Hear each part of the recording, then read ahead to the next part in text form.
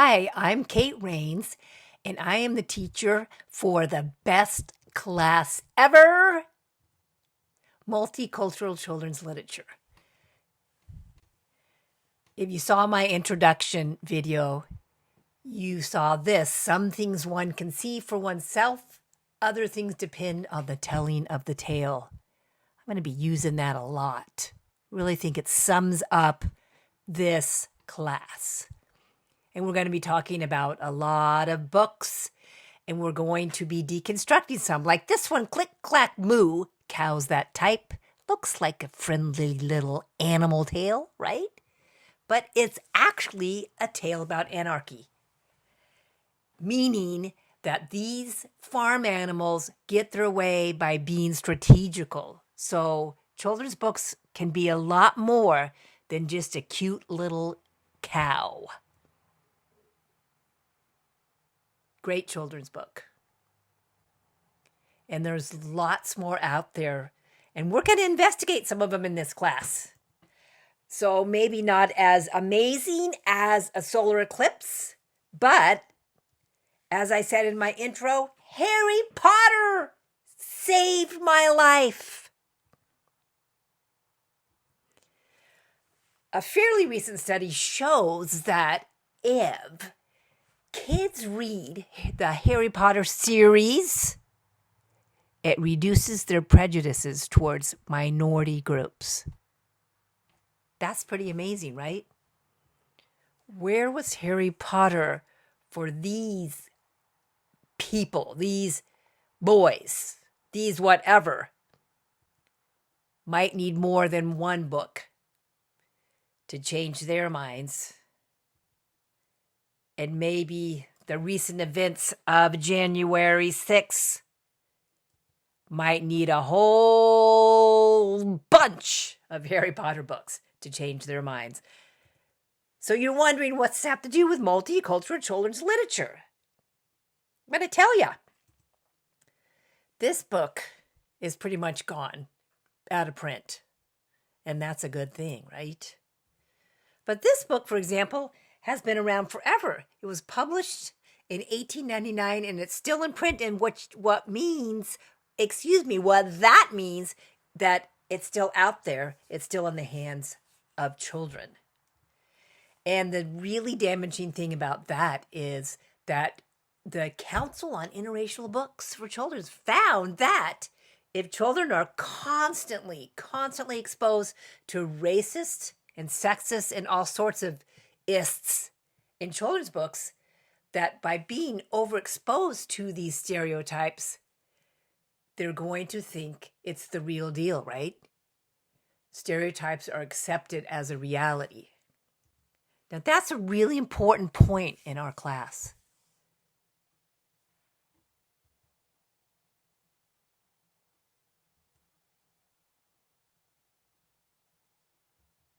So what's the connection?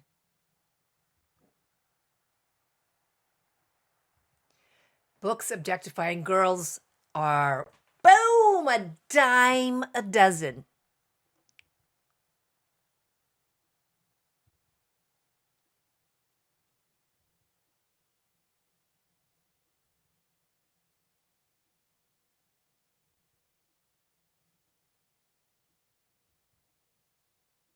So there's Little Red Riding Hood, and in this version of the tale, Red Riding Hood gets lost, and look who's the wolf.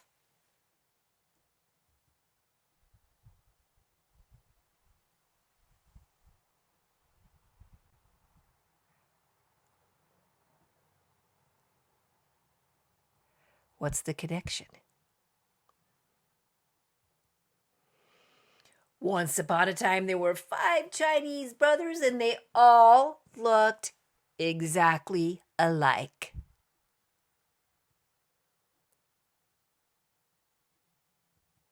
Another book that is still in print, published in about 1955, if I remember correctly, and still out there, which means it's in the hands of children and adults who read books to children. It's still a very popular book in many classrooms.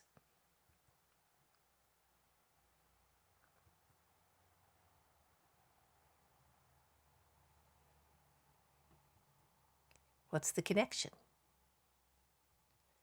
I is for Indian. Let's play Indian.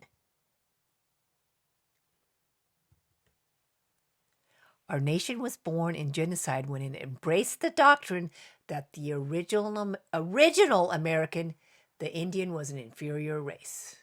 It's a quote from Martin Luther King Jr. What's the connection? Really, what we should be doing, we should be asking, what's the question? How can we help counter sexist and racist messages? We got to change the message. Change the telling of the tale. One of my favorite quotes in here, you're going to hear it all the time. Quality multicultural literature provides an opportunity for all children to see themselves in books, fosters a positive self-esteem, and cultivates respect, empathy, and acceptance of people. Here it is again so you can read it.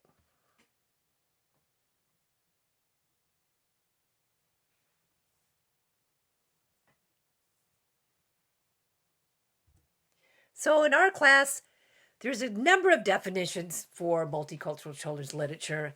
We're going to narrow it a little bit.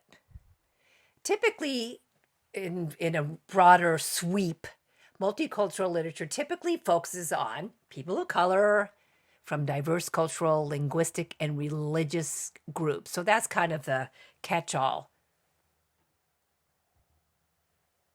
And we're going to just kind of focus and define that a little bit more.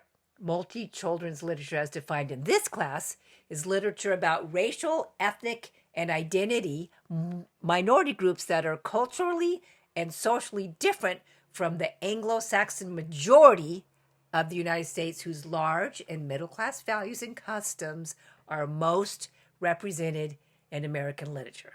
That's a long quote, right? Basically, what we're saying is we're going to be defining multicultural literature as literature about people who are considered to be outside of the mainstream of society and have been marginalized in some way. Defining a little bit more is that we're going to be looking at books other than those of the dominant culture. And a definition of the dominant culture, at least in the US, is male, white, heterosexual, Christian, temporarily able-bodied, youthful, and has access to resources, to wealth, to resources, to education, to everything. So we're going to be looking at the basic level of multicultural literature. Literature about people who are considered to be outside of the dominant culture. Phew, it's getting kind of heavy already, right? So it's a big, children's books, what's the big deal, right? They're just kids' books. But the big deal is that the stuff that kids get from literature helps them learn about so much. It helps them learn about the world out there. It helps them learn about their own neighborhoods. It helps them learn about themselves and other people.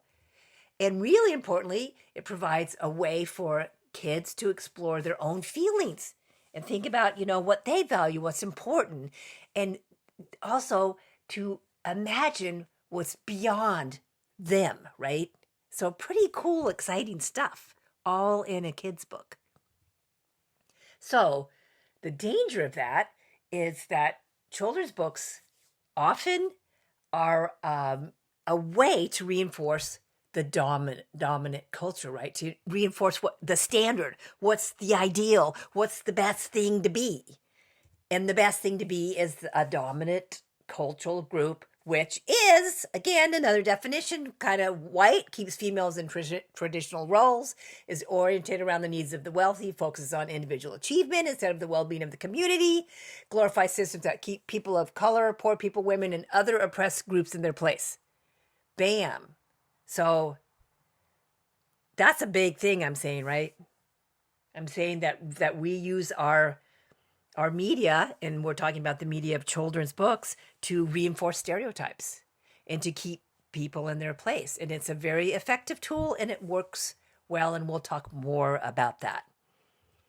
So to stay with the drama, when those who have the power to name and to socially construct reality choose not to see you or hear you, whether you are dark-skinned, old, disabled, female, or speak with a different accent or dialect than theirs, when someone with the authority of a teacher, say, describes the world and you are not in it, there's a moment of psychic disequilibrium, as if you looked into a mirror and saw nothing.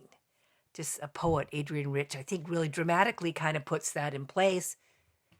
When you don't feel like you have been reflected in your society, or like in this classroom, or in the literature, all of it. So again, you're thinking, whoa, heavy, we're only talking about kids' books. What's the dealio? And there's lots of great kids' books out there that we're not going to necessarily even get into, and they're delightful and wonderful. But we're going to do a little deconstruction in this class, and that's the best part for me, is to kind of really look at stuff and realize the impact of children's books on kids. And I'm going to take it a couple steps further than that, as you will be reading in some of the articles, and we'll be talking about more, or I'll be talking about and you'll kind of be listening, right? So again, because children already are hardwired by the time that they're 5. All sorts of research shows that. So it's hard to undo things that have already been done, right? So we have them already thinking in certain ways about other races or other genders, and it's like a bum deal. It's a bum deal. So what we want to do is reach children at an early age. And so how can we do that? Bam! By books. Children's books. There's so many exciting, beautiful, interesting, amazing books out there. And it's a huge and important vehicle to impart some of the values that we should all have in our culture, our society. Oops, wait a minute. I can't go back. Shoot. Well, I just passed a quote about from Annie Dillard, who talks about the tale of what is it? Alice in Wonderland. And Alice wonders, like, how she gets to move in the world, right? If you know it, this story is one cookie makes her larger, and, the potion makes her smaller, and that she's able to slip into mere cracks, almost become invisible. And that's what a lot of children's books does to us.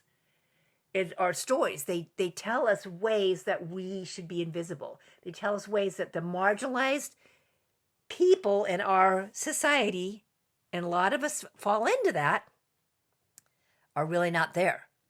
So what do we do? What's the solution to become more represented in our culture, right? What we have to do, boom, is we question the designated default. And that's what we're doing in this class. We're questioning what those stereotypes are and how we can disrupt them. So my job as your teacher is to do a lot of things. And I just want to give you an example of this book right here. It's such a really cool book. This picture is from Ms. Smith, does all the stuff.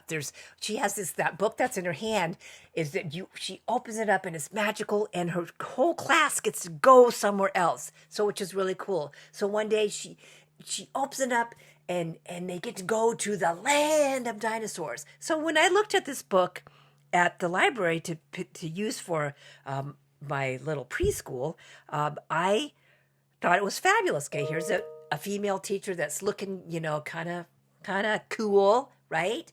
And it's illustrated beautifully. And I looked, and there's all sorts of kids, different colors, and just walks of life in there. So I'm thinking, this is so cool. It looks like a really inclusive book. Then I read the story, and the story just kind of goes downhill for me. Is that Ms. Smith gets swooped up by a pterodactyl up into its nest, and she has to have help. So, she's got a leather jacket on. I'm thinking she could get down from that nest and not ask a bunch of 5-year-olds to help her, right? And so she's asking for help, and who does she pick? Who does she pick? She picks someone from the dominant culture, a white male to help her get out of that nest. And am I saying that white males can't rescue their teachers or do all that? No, I'm not saying that. But I'm saying that there's so many books out there that don't really embrace our whole society, right? So this beautiful book repeats a story that's repeated over and over again, how the dominant culture gets to rescue and be the spotlight of the stories. So I don't want to do that in here. I want us to look at books in a different way.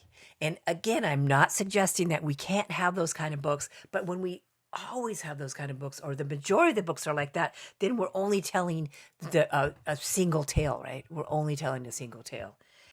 And that's what I want to get away from, is telling just one story. Because they're big. Stories are big. They're fabulous. It's a really important way for children specifically, since that's what we're talking about, children's literature, to really get kind of a bead on life, right? To know what really is appropriate, that what's meaningful, kind of the way you're supposed to be in society. Books really help inform you of that, right? Media, all of it does. We'll talk about that more. So you can see that I love books. I love children's books, and I think they're powerful tools to use, and they're really just beautifully wonderful, entertaining as well. So here you are in my class, Multicultural Children's Literature. This was my favoriteest book as a kid because I'm kind of old, and there weren't a lot of books around that had girls as protagonists, as the main character, right? I wanted some of those. I didn't have very many of those growing up. It's gotten better for sure. And this was a really cool story. It was about a witch, and she had to powder her nose because it was blue. So she had to kind of disguise it, conceal it, so people didn't know. It was just so exciting. This was way before Bewitched, if you ever watched those reruns, right? So cool. It was just a cool story about a girl that did all these interesting things, and she was a witch. And I love Halloween, and there was donuts. It was all really cool. Why did I love it? Because it was a good story. And it was about a girl. So I could relate to it, right? And so that's what we want to look at. We want good stories that we can all relate to. A chapter book that I loved, and it was about a boy, and I still loved it because it's told me things about me too. He didn't like where he was growing up, and he wanted to escape, and he got to go live in a tree and have a falcon, and it goes on and on. So when you think about books or stories, if you didn't grow up with a lot of books that you really loved as a child, you got to think, why did you love them? Why did you love them? And I'd like to talk about that more. And there's some great books that just hook kids in, and you realize why you love them.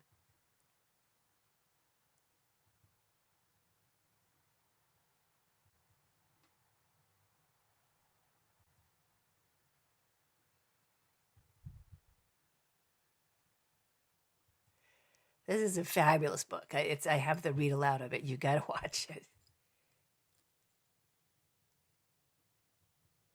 So here we are in an intensive writing class, and our subject matter is talking about books that impact our society and how to disrupt stereotypes. So what does that all mean? It means there's so much writing in here, right? You have to write like 5,000 words. That's just the requirement of this class. That's why you're here.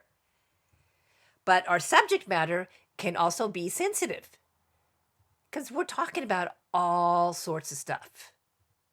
And some of it could be triggering. Some of it could be perhaps offensive to some of you. And we'll talk about that more too. So be prepared for some topical and sometimes controversial subjects. That's going to be happening because we're looking at the objectives of this class. Blah, blah, blah. Importance of diverse children's literature. We're using first person meaning of that culture, of that identity, to tell us more about it. It's not going to just be coming from a dominant culture perspective. But of course, I am a white woman, and I'm sifting these things through the lens of my racism, of my upbringing, of all of that. So I have to preface it and qualify it that I'm still in this in a way that I can't be removed. So I talk about that a lot too. But a really great quote: when children can't find themselves reflected in books they read, or when the images they see are distorted, negative, or laughable, they learn a powerful lesson about how they are, boom, devalued in the society of which they are a part of. That's a big theme in here. We're going to be talking about those stereotypes. And so, really good, diverse children's books help us see ourselves and see others in the way we need to, in the way that we need to. So sure, Fun with Dick and Jane, it's still around. It was way back, but the whole idea of Fun with Dick and Jane, yeah. But how about Fun with Darius and Jada? And how about Fun with Jada? Let's just get rid of Darius or Dick, right? Because we need to have books out there that are fueled by marginalized individuals. It just goes on and on. I'll try to say not too crazy right now. There's a fabulous video you're going to watch from Chimamanda Ngozi Adichie. And here's what she says in that TED Talk, that video. The single story creates stereotypes. And the problem with stereotypes is not that they are untrue, but they are incomplete. They make one story and become the only story. And that's what we want to do in here, is we want to debunk just the one story and talk about the danger of just a single story. So I'm glad you're here. I'm glad you're going down this path with me. Can you see way down there? That's Jupiter, my dog. I'm happy you're here, and I hope that you will find this class interesting. And it doesn't have to be exciting like it is for me, but I know that you're going to get some stuff out of it, and I'm happy that you're here.